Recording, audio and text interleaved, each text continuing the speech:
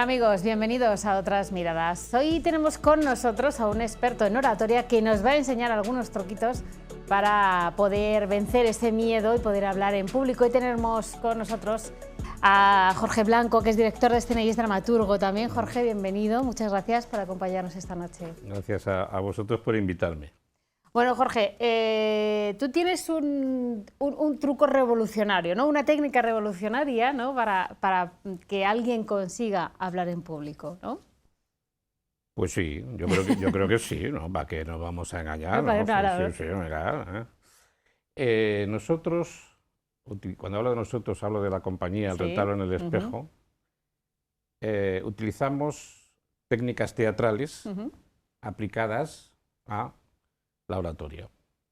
Es decir, enseñamos a hablar en público con recursos actorales. Bueno, actorales, teatrales, vamos a decir, porque también intervienen técnicas que tienen que ver con la dramaturgia, con el montaje y con la puesta en escena. Teatrales, vamos a decir. O sea que para ser un buen orador tienes que ser un poquito teatrero, ¿no? Tienes que ser un poquito actor, hay que llevar algo dentro. No.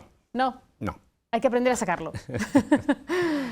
Ese es el error, el primer error que tengo el que tengo que advertir cuando me vienen los alumnos. Se piensan que tienen que tener una formación de interpretación o que tienen que haber hecho por lo menos un cursillo, algo, ¿no? Y no, eso para nada. ¿Por qué? Porque hay unas técnicas muy elementales que están al alcance de todo el mundo, que sirven para poner el foco de atención en lo que tú quieres hacer, que es comunicarte, y desviar ese foco de atención en ti mismo, en cómo te sientes en ese momento. Porque te sientes mal. Cuesta. Y entonces, de ahí, pues empezamos a desarrollar todo un trabajo que sí se interna en lo que es la primera trayectoria de un estudiante de interpretación, pero totalmente neófito. No se requiere nada más. ¿Pero todo el mundo puede aprender a hablar en público? ¿Está todo el mundo capacitado para ello? Sí, yo creo que sí. Sí, es decir, que si hay alguien que no puede, será por razones patológicas, pero no porque haya que tener unas condiciones especiales para hablar, no. La condición es que sepas y quieras comunicar algo. Es decir, que tengas algo que comunicar y tengas el deseo de comunicarlo. Esto equivale a decir que tengas la necesidad de comunicarlo, evidentemente. La necesidad te abre el camino. Los objetivos y los problemas a los que se enfrenta un actor en el escenario son los primeros, son los mismos a los que se enfrenta un orador en el estrado. Son los mismos. Por eso se pueden aplicar las mismas técnicas. Claro. ¿Y esto por qué? Pues porque el escenario, que es un espacio endemoniado, es un lugar donde todo se transforma, todo es diferente. Mi forma de hablar es diferente, mi forma de moverme es diferente, mi forma de comportarme conmigo mismo es diferente, mi cuerpo de pronto parece que tiene vida propia, entonces una pierna empieza a temblar, ¿no? Por ejemplo, ¿no? Sí. Es como que yo no me puedo dominar a mí mismo. Yo todo lo digo para que la gente se anime, ¿no? Sí, desde luego. Pero realmente, una vez que lo pasas, te das cuenta de que todo eso es una tontería. Ahí no están los verdaderos problemas. Los verdaderos problemas, por hablar de verdaderos problemas, están en cómo consigo comunicarme. ¿Cómo llego a tu conciencia para crear en tu mente la imagen que yo tengo en la mía? Y ahí es donde empieza el verdadero trabajo. El verdadero trabajo. Lo primero que hay que hacer es traspasar la barrera de ese monstruo que es el miedo escénico. Que no es pequeño. Sí es pequeño, lo que pasa es que te asusta. Que te asusta, ¿no? Es como ese niño que para gastarte una broma se pone delante del foco de luz, se le prolonga una sombra gigantesca que es la que te asusta, ¿no? Yo siempre digo a los alumnos que al miedo escénico hay que tratarle como ese niño travieso que está enredando todo el tiempo y que no te deja trabajar.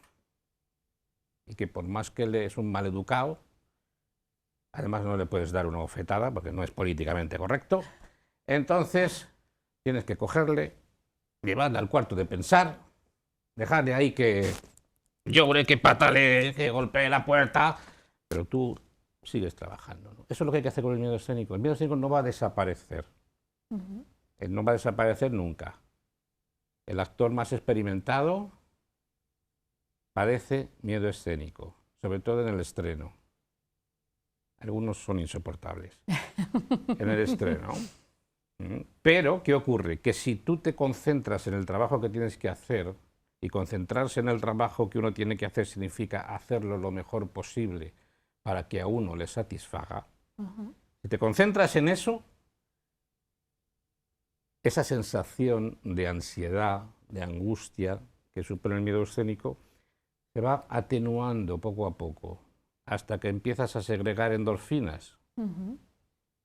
Y entonces ocurre el peligro contrario, es decir, que te empieces a columpiar, te emociones y... te relajes de más, ¿no? Te relajes demasiado y que empieces a decir tonterías. Pero vamos, eso ya es un mal menor porque eso es mucho más fácil de corregir, ¿no? Pero el miedo escénico no va a desaparecer. Y por eso la primera barrera que hay que resolver es la del miedo escénico.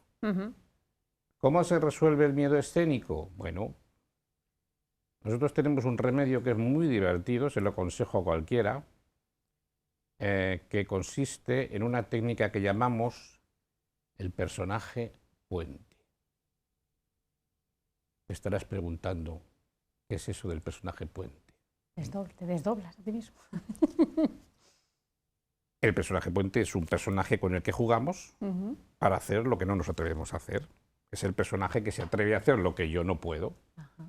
Es un personaje estupendo, habilísimo, y además que está a nuestro servicio, que es como el genio de la lámpara de Aladino, que tú le frotas la lámpara, sale y te... Bueno, y además, a ver, que el genio de la lámpara es un rácano que solo te concede 3 deseos. Estos son deseos ilimitados. Tarifa plana de deseos. De deseos.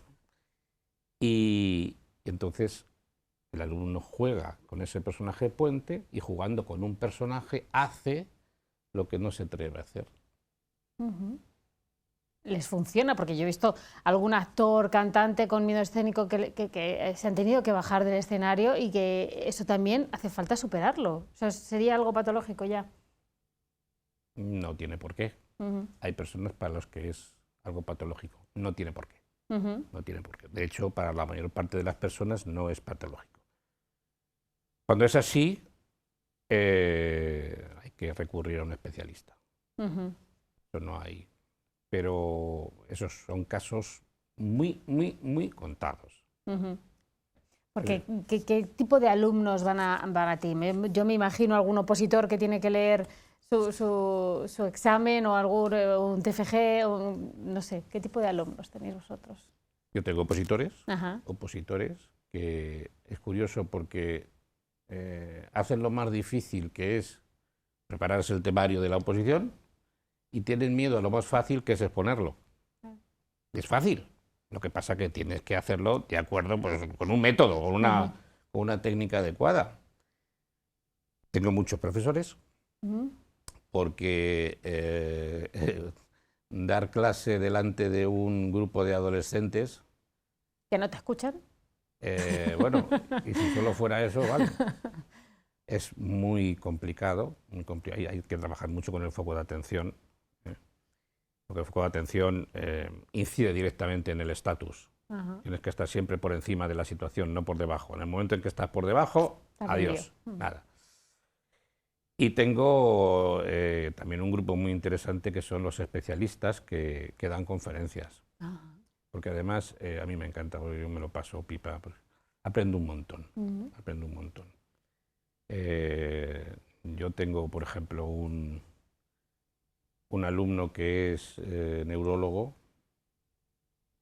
y que me tengo que reprimir para no emplear todo el tiempo de clase en hacerle preguntas sobre el funcionamiento del cerebro.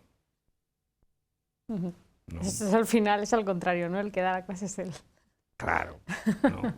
Y tengo otro alumno que es traumatólogo, igual el movimiento, cómo se comporta el cuerpo en escena. Porque claro, el movimiento en el escenario no tiene nada que ver con el movimiento fuera del escenario. El escenario es un medio de comunicación en sí mismo.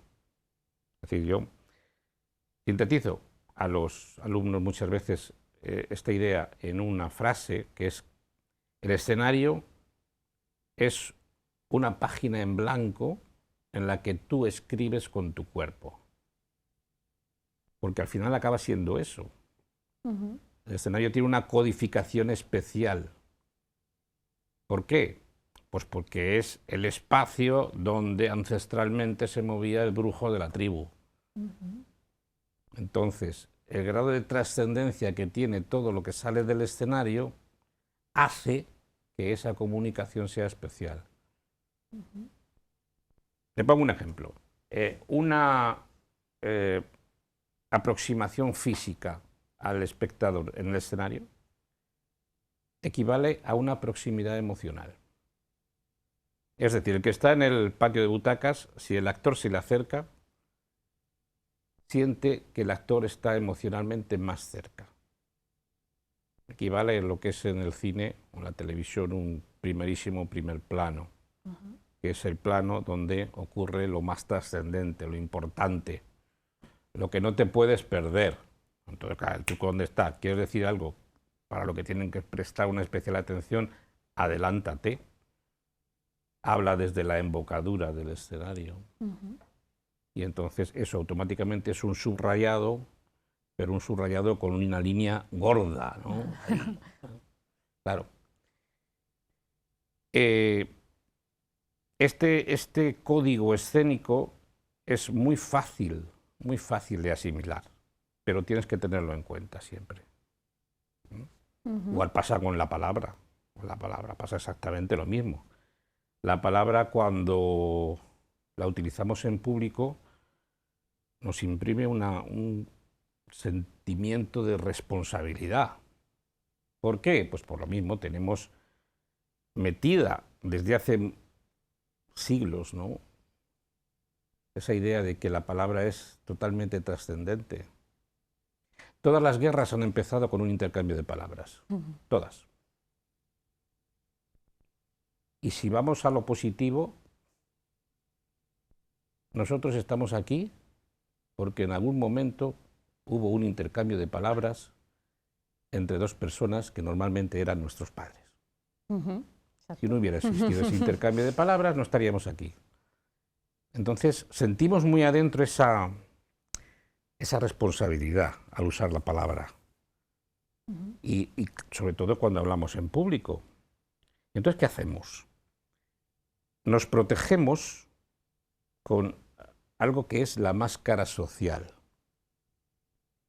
Y cuando hablamos en público utilizamos esa máscara social como una defensa, primero ante el propio medio escénico. ¿Por qué? Porque la máscara social es un comportamiento arquetípico que se repite.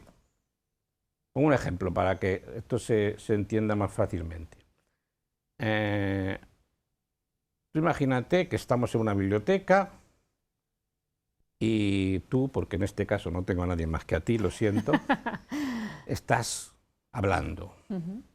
Y entonces yo te tengo que llamar la atención. Y te digo: oye, Celia, por favor, ¿te importaría hablar un poquito más bajo? Es que, mira, no me puedo concentrar. Eso es máscara social. Celia, ¿te quieres callar un poquito? Eso es lo contrario de la máscara social, que es la acción verbal. es lo que se debe utilizar cuando hablamos en público, la acción verbal. Apoyarte intencionalmente en la palabra. Ajá. Claro. ¿Cómo me apoyo? Si yo te digo, Celia, por favor, hazme preguntas fáciles que yo pueda contestar. Eso es apoyarme en la palabra. Ujú. Es decir, cuando yo me apoyo en la palabra, utilizo todo el cuerpo y la energía la canalizo en la estructura rítmica de la frase. Es decir, todas las palabras tienen su sílaba tónica, bueno, salvo las que pierden el acento en la frase, pero no nos vamos a detener mucho en eso, y hay una que está por encima de las demás. Y ahí es donde concentro toda mi atención, igual que hace un actor cuando desarrolla un papel. Es decir, que es algo totalmente orgánico. Pero controlado, ¿no? Porque tienes que estar muy seguro de ti mismo, y o sea, saber exactamente cómo tienes que interpretar cada palabra. Así, claro. Lo tienes que interpretar así. ¿Controlado? Por supuesto. Claro, ¿cómo no vas a controlar? Claro, tienes que controlarlo. Y tener un control absoluto también del lenguaje. O de lo que quieres comunicar, de tu discurso, por así decirlo. Siempre. Vamos a ver, pero ¿cómo no vas a controlar un discurso que es tuyo y que te has preparado tú? Es que la improvisación, entonces, aquí está siempre también controlada. La improvisación es algo muy divertido, muy útil, que hay que utilizar lo menos posible. Porque, vamos a ver, una intervención en público hay que prepararla, igual que una función se tiene que ensayar. Lo primero que hay que tener en cuenta es que la palabra, como dices tú muy bien, no se improvisa. No se improvisa. La palabra tiene que estar inscrita en un guión. Y aquí tenemos otro quid de la cuestión, vamos a decir, el guión. Hay mucha gente que, movida por el miedo escénico, cosa que nunca se debe hacer, el miedo escénico nunca te da buenos consejos, nunca te orienta, siempre te lleva a que te estrelles. Movida por el miedo escénico, lo que hacen es elaborarse un guión que no es guión propiamente dicho, que es redactarse toda la intervención y o bien leerla, o bien aprendérsela de memoria y vomitarla el día de la sesión, intentando acabar lo antes posible. No. El guión tiene que ser un guión muy bien estructurado, porque la estructura es algo que jamás se puede improvisar. Es imposible, no puedes improvisar una estructura. Tienes que elaborar un guión que... el guión tiene muchas funciones. Una de ellas es que no te pierdas, evidentemente. Los que tenemos especial diarrea verbal, como yo, pues tenemos tendencia a perdernos con facilidad. Entonces el guión, tú tienes el guión siempre ahí y no te pierdes. Y luego además el guión te libera de una carga que tiene que desaparecer, que es la memorización. El quedarse en blanco también, eso puede... Hombre, para quedarte en blanco lo mejor que puedes hacer es aprenderte algo de memoria. Sí, exacto. Claro, si no te lo aprendes de memoria, no te vas a quedar en blanco. Claro. La memoria es muy traicionera. ¿Por qué? Porque la memoria se basa en que si tú estás en un punto, pasas al siguiente. Y estás en el punto B y pasas al C. Estás en el punto C y pasas al D. Pero como en el D no encuentres nada, no puedes pasar al E. Y entonces viene la catástrofe. Claro, no. No. El guión te libera de aprenderte las cosas de memoria. Yo llego a ese punto del guión, a ese epígrafe, lo miro y lo desarrollo lo más relajadamente posible, concentrándome en la idea que quiero comunicar. Repito, no en cómo me siento, porque al principio me siento mal. y no me voy a sentir bien. No, al principio me voy a sentir mal, pero si yo me concentro, poco a poco me voy a sentir mejor. Y el hablar pausada, relajadamente, valga la redundancia, relaja, relaja. Es decir, si tú desfocalizas tu atención en tu estado de ánimo y te centras en la idea, eso siempre relaja. Pero es que hemos hablado del miedo escénico, pero existe otra cosa también que son los nervios. No, en realidad es lo mismo. Pero eso que te Lo que tiemble se la llama voz... nervios, lo que se llama nervios es el miedo escénico. Los Porque a veces que nervios, coges la tarjetita y te tiembla. sí, claro. Y al principio, si no tienes la mínima experiencia, te va a temblar. Y si eres chica en vez de chico, pues vas a tener que ir al baño como 18 veces antes de empezar. Claro.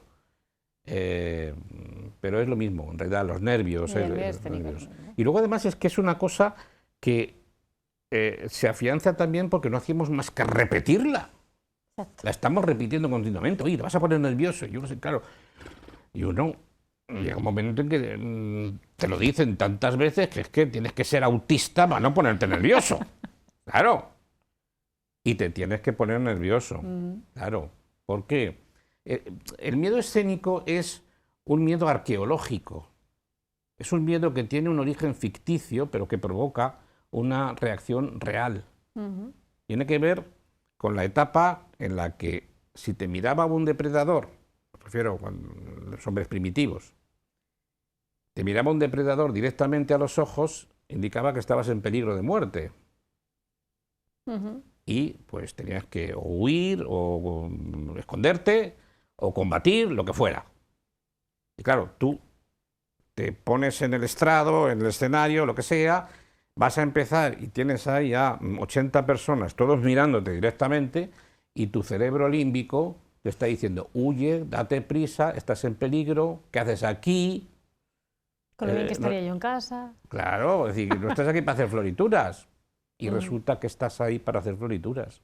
Estás ahí para lucirte, para decir cosas interesantes, cosas agradables, cosas bonitas. Todo lo contrario. Entonces se produce un bloqueo. Un bloqueo. Pero todo lo que hacemos, es decir, trabajo con el personaje puente, el conocimiento del código escénico, la elaboración del guión, la preparación del acto en sí. Nosotros concebimos una intervención en público como una puesta en escena. ¿Por qué? Porque en una puesta en escena hay muy poco espacio para la improvisación. ¿Por qué? Porque se controla hasta el mínimo detalle. Si tú controlas hasta el mínimo detalle, ya sé que es una metáfora porque el control total no existe, pero si tú controlas hasta ese punto, siempre sabes lo que tienes que hacer.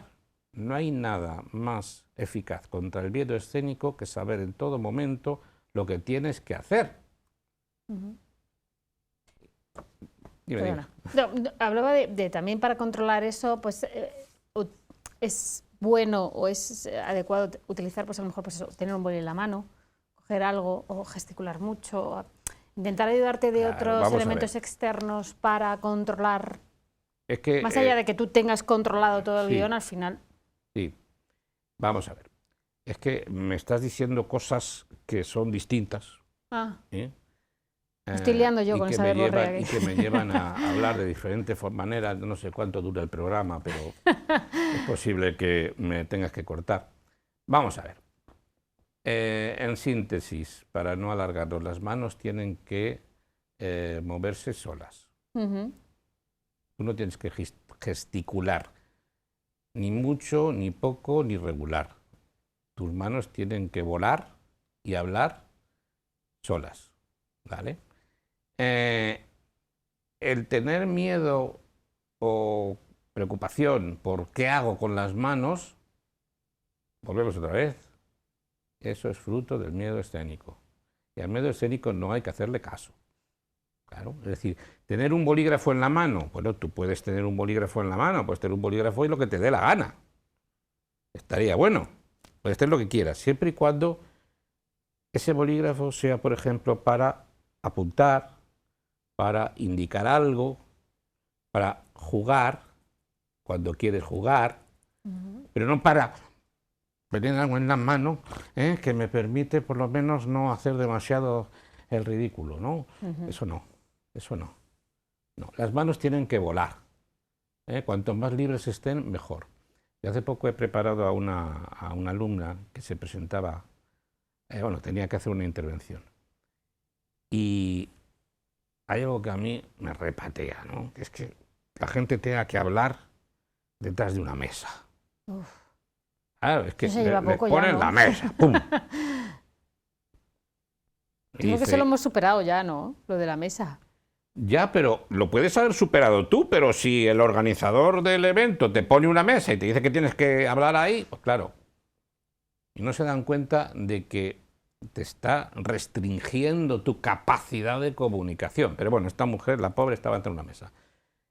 Y simplemente le dije, bueno, tranquila, tranquila, pon los codos en la mesa y las manos ahí. Y que las manos se muevan. Y automáticamente se empieza a relajar. ¿Por qué? Porque si tú no dejas que las manos se muevan, eso te provoca tensión. Y las manos se tienen que mover.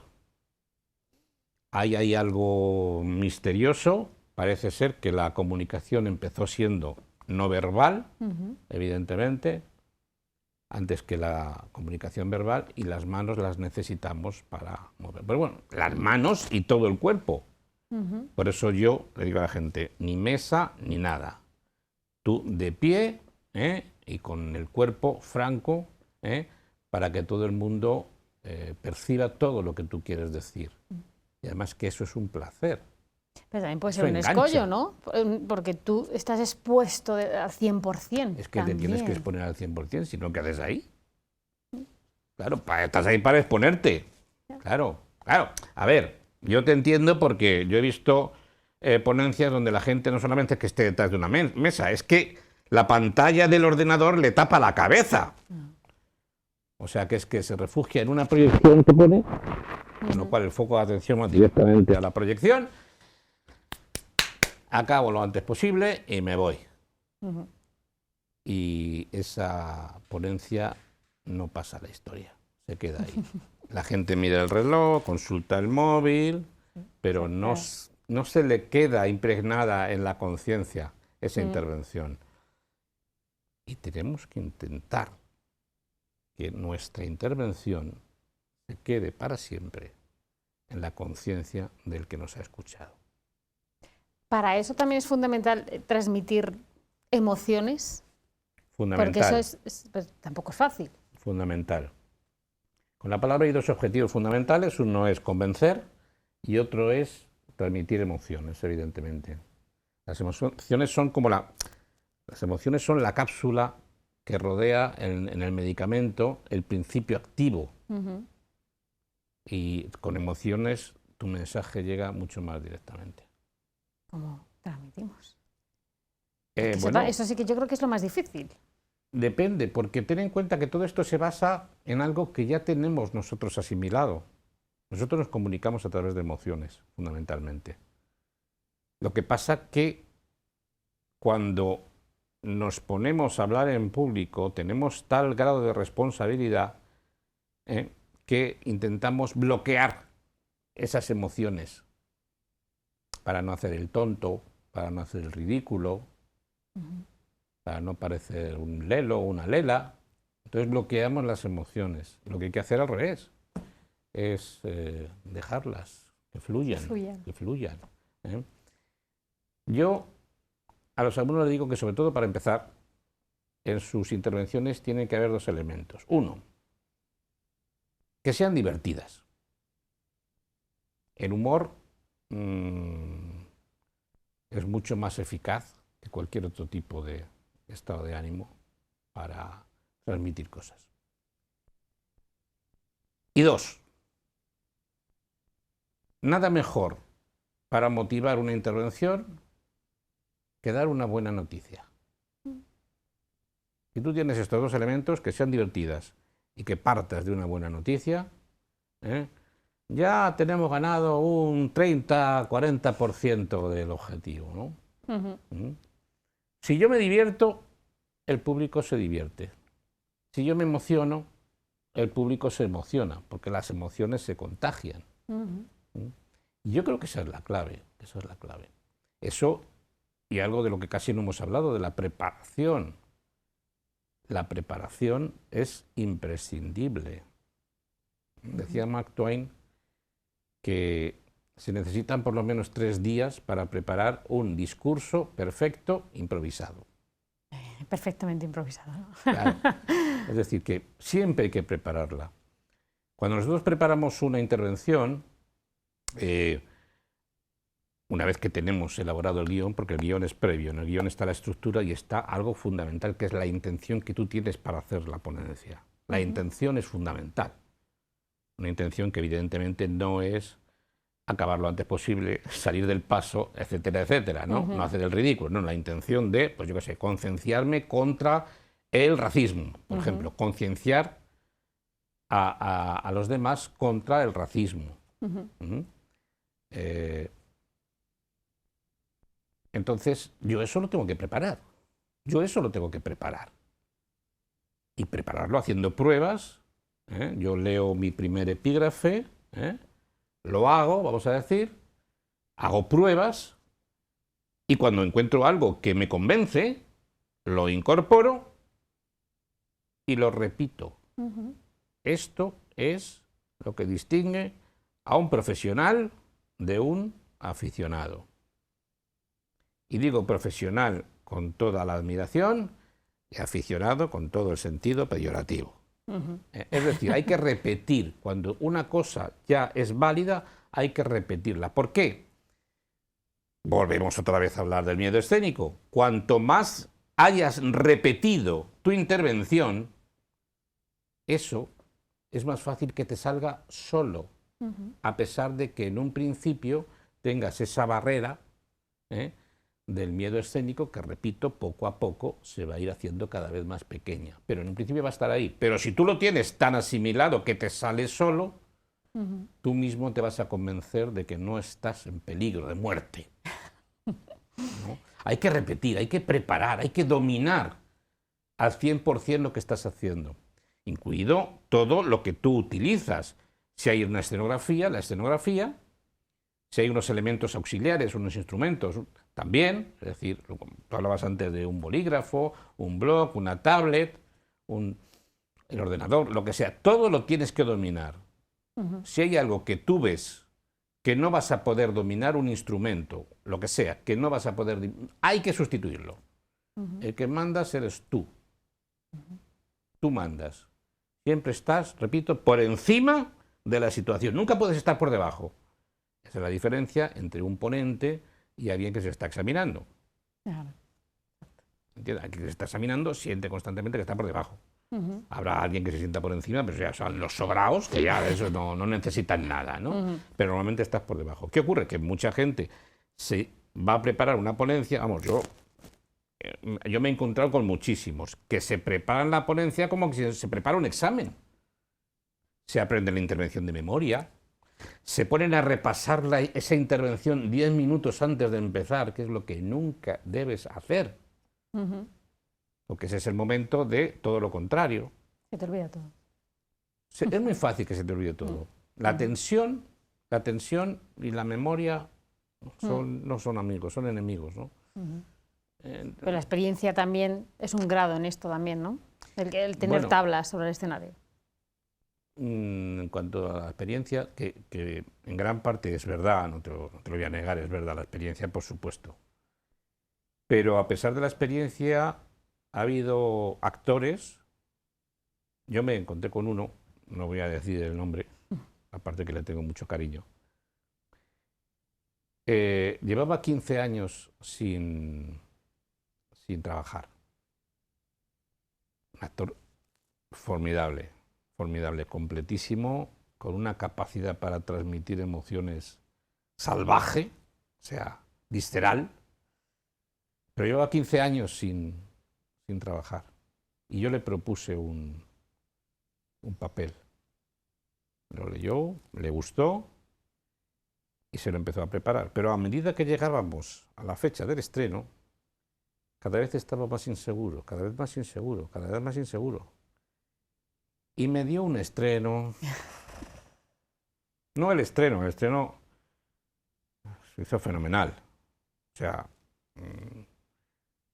pero estaba totalmente fuera de sí al principio. Estaba nerviosísimo, estaba muy inquieto, totalmente inseguro. No era dueño de sí. Era un actor profesional y con los actores profesionales hay que hablar con mucho respeto. Es decir, llegó el momento del estreno y aquello desapareció. Pero a mí me llamó mucho la atención porque, claro, es que era un actor que en aquel momento tenía 63 años, 64, es decir, que tenía una experiencia dilatada. Además, había estado incluso en la compañía de Margarita Xirgu. ¿De qué le servía su experiencia en ese momento? De poco. Le sirvió, por supuesto, después, porque el estreno fue alucinante. O sea, se te ponía los pelos de punta viéndole trabajar a ese hombre. Pero su grado de incertidumbre fue sumo en aquellos momentos previos al estreno. Luego ya a partir de ahí, por supuesto, ya no le pasó lo mismo. Con eso lo que te quiero decir es que no nos tenemos que fiar de la experiencia. Por supuesto que es positiva, pero no nos tenemos que fiar de la experiencia. Es decir, tenemos que tener el control en todo momento del trabajo que vamos a hacer. En todo momento quiere decir no solamente cuando estamos realizando la ponencia, sino antes de realizar la ponencia. La ponencia lo que hay que hacer ya es disfrutarla y pasártelo pipa. E intentar disfrutarla. Yo creo que, se lo digo mucho a los alumnos, que tú te tienes que plantear, cuando tienes que hablar en público, como si esa experiencia fuera como un viaje, que tú disfrutas cuando lo estás planeando, cuando lo haces, por supuesto, y luego cuando lo recuerdas. Es cuando se te mete ese gusano dentro y ya luego lo echas de menos. Luego ya, cuando no llevas un tiempo sin hacer nada... Ya te llama. Te llama, exactamente. Bueno, Jorge, lo vamos a dejar aquí. Nos quedamos con estas... Ya nos hemos... Ahora que le había cogido yo el gustillo... Nos quedamos con estas pinceladas y, bueno, te abrimos la puerta para que vengas otro día a seguir explicándonos y, bueno, pues engrandeciendo a nosotros con tu sabiduría. Muchas gracias, Jorge. Muchas gracias a ti. Lo único, si me dejas, una convocatoria nada más. El día 28 doy una charla gratuita en Taiga, en la librería Taiga, a las 7, y el día 29 en la biblioteca de Castilla-La Mancha, en el Alcázar. Pues emplazamos aquí a todos nuestros los que quieran estar invitados. Espectadores a que vayan a seguir aprendiendo de alguien con tanta experiencia en este mundo. Muchísimas gracias, Jorge. Gracias a ti, Celia. Bueno, amigos, y hasta aquí el programa de hoy. Les esperamos la próxima semana.